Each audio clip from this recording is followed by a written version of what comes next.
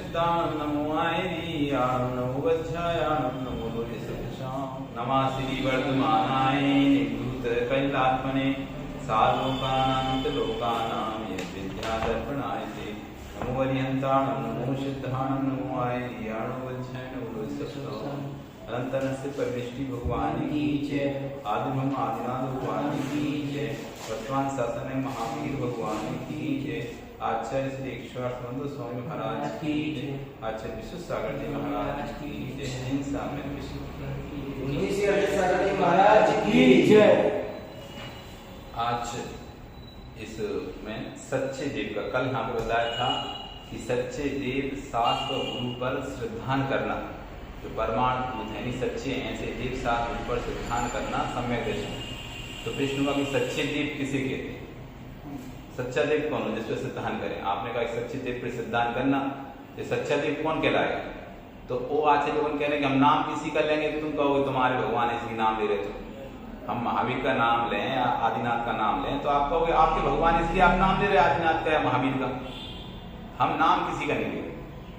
हम तो यहाँ पे बताएंगे कि ये कसौटी है सच्चे देव की, और उस पर आदिनाथ खड़े बैठे तो आदिनाथ को मानने लगो, बुद्ध खड़ा होता है बुद्ध को मानने लगो, अल्लाह तो ईश्वर तो ईश्वर को, विष्णु को, शंकर जो भी खड़ा होता है इस कसौटी पे। नाम से कोई मतलब नहीं।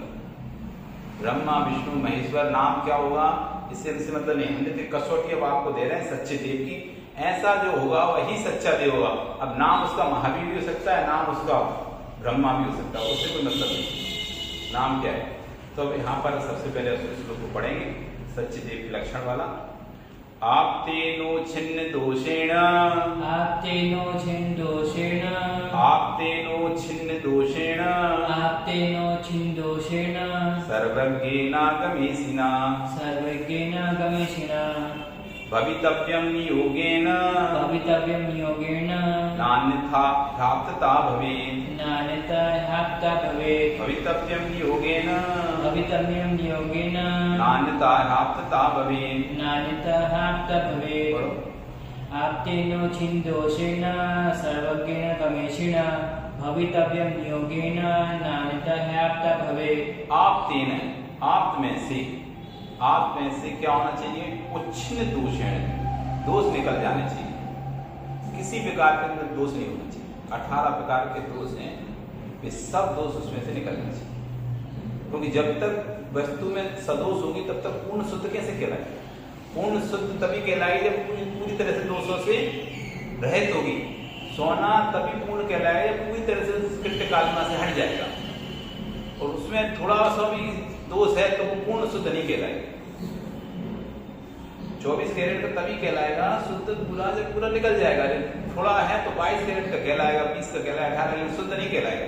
लाइक सोना है लेकिन शुद्ध नहीं है। बरो यहाँ पर जब भगवान की बात कर रहे हैं तो भगवान एक ऐसा व्यक्ति है जो यूनिवर्सल है, तो उसके अंदर किसी तरह की कोई खोट नहीं होना चाहिए।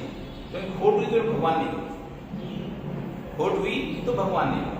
तो कह रहे हैं आप तेना, आप में से उच्छिन्न दोषेण, दोष निकल गए, जिसमें से सारे दोष निकल चुके हैं। राग देश मोह मत्सर ईर्ष्या रति शोक भय जुगुप्सा, इस सब प्रकार के दोष जो हैं 18 प्रकार के, क्षुधा पिपासा जरा आतंक बुढ़ापा, ये सब जो आगे बताएं कौन कौन से 18 दोष हैं, ये सारे दोष जिसके अंदर से निकल गए वो आप कहलाता है। पहली कसौटी। दूसरी सर्वज्ञ आगम गमेशिना, सर्वज्ञ यानी भूत भविष्य वर्तमान की बातों को जानता हो।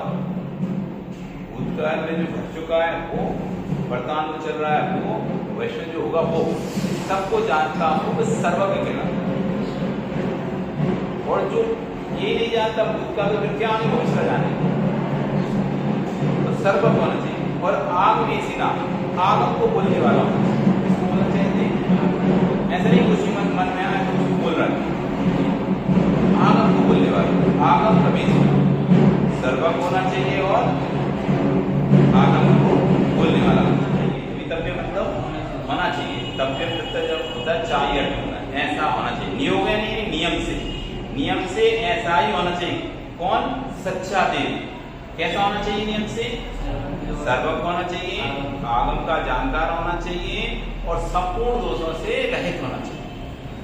ना अन्यथा, यदि ऐसा नहीं है तो अन्यथा हो गया, अन्यथा हफ्ता, अन्यथा उसमें फिर भगवंता नहीं बनेगी, अन्यथा वह भगवान सच्चा देव नहीं होता।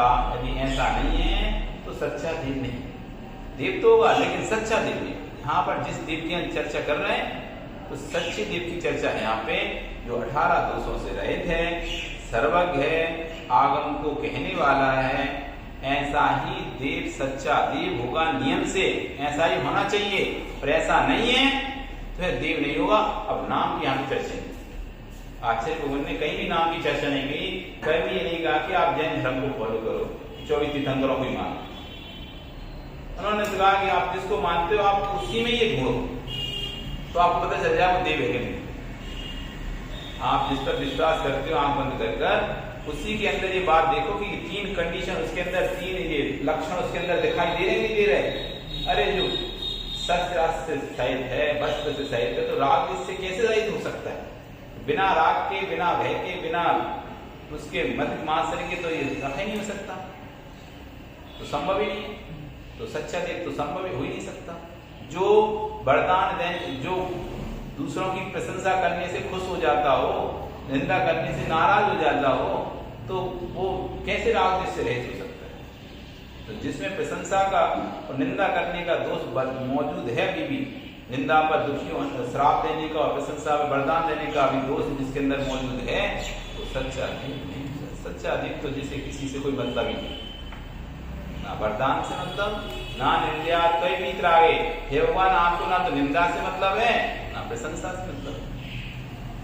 तो इस तरह से आज यहाँ पर सच्चे देव का लक्षण बताया, जो उससे दोषों से रहित हो, अर्थात वितरागी हो, सर्वज्ञ हो और आगम से हितो, आगम का उपदेश, हित का उपदेश देने वाला हो, वही देव नियम से सच्चा देव होगा। इसके अलावा कोई भी सच्चा देव नहीं हो सकता। नमो चिंता, नमो सिद्धांत, नमो